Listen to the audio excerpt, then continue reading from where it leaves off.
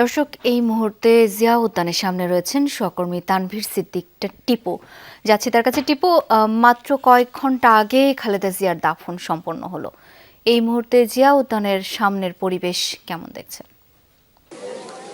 শাওন, আপনি যেমনটি বলছিলেন যে কয়েক ঘন্টা আগেই খালেদা জিয়ার দাফন সম্পন্ন হয়েছে এবং তারপরেই এখান থেকে বিএনপির ভারপ্রাপ্ত চেয়ারম্যান তারেক রহমান এবং তার পরিবারের সদস্যরা এবং বিএনপির স্থায়ী কমিটির সদস্যরা এখান থেকে বের হয়ে গিয়েছেন এবং এরপরেই কিন্তু এই খালেদা জিয়ার কবর এবং যে সমাধি রয়েছে এবং জিয়া উদ্যানের দায়িত্বে এই মুহূর্তে কিন্তু যৌথ বাহিনী রয়েছে। তারা এই জিয়া উদ্যানের যে প্রবেশ পথ, সেই প্রবেশ পথটি বন্ধ করে দিয়েছেন এবং সেই প্রবেশ পথের সামনেই সন্ধ্যা থেকে বিএনপি এবং তার অঙ্গ সংগঠনের নেতাকর্মীরা এখানে অবস্থান নিচ্ছেন এবং তারা আসলে বারবার যে দাবিটি করছেন যে তারা অনেক দূর থেকে এখানে এসেছেন এবং এই জায়গায় তারা অবস্থান নিচ্ছেন শুধুমাত্র একটিবার খালেদা জিয়ার যে সমাধি রয়েছে সেটি তারা দেখতে চান, এমনটি তাদের দাবি এবং তারা যেন ভেতরে প্রবেশ করতে পারেন সেই দাবিটি তারা বারবার করছেন এবং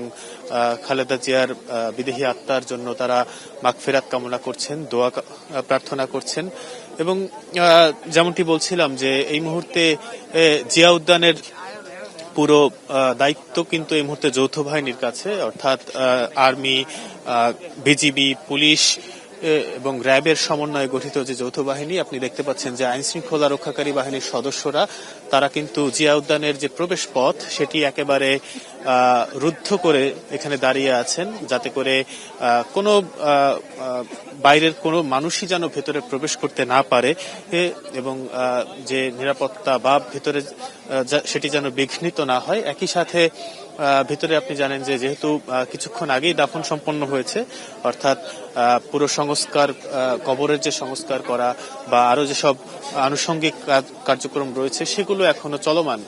এগুলো শেষ হলেই হয়তো যারা নেতাকর্মীরা উদ্বেগের সাথে আকাঙ্ক্ষা নিয়ে এখানে অপেক্ষা করছেন তারা হয়তো ভেতরে প্রবেশের সুযোগ পাবেন এবং এমনটি এবং তারা বারবার আমাদের গণমাধ্যমের কাছে বলছেন বা এখানে আমরা কিছুক্ষণ আগে দেখেছিলাম যে বিএনপির স্থায়ী কমিটির সদস্য এবং খালেদা জিয়ার যিনি ব্যক্তিগত চিকিৎসক ছিলেন এজেডএম জাহিদ হোসেন, তিনি এখানে কিছুক্ষণ আগে এসেছিলেন এই রক্ষণাবেক্ষণ কাজ তদারকি করতে। তিনিও জানিয়ে গিয়েছেন যে এইটি কাজটি শেষ হলেই এই প্রবেশ পথটি খুলে দেওয়া হবে এবং বিএনপি সহ অন্যান্য খালেদা জিয়ার যারাই শুভাকাঙ্ক্ষী রয়েছে তারা তার যে সমাধি সেটি জিয়ারত করতে পারবেন তখন।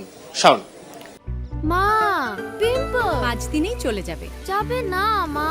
যাক, নিমের 5 অংশের পাওয়ারে 5 দিনেই দূর হবে পিম্পল। হিমালয়া পিউরিফাইং নিম ফেস ওয়াশ।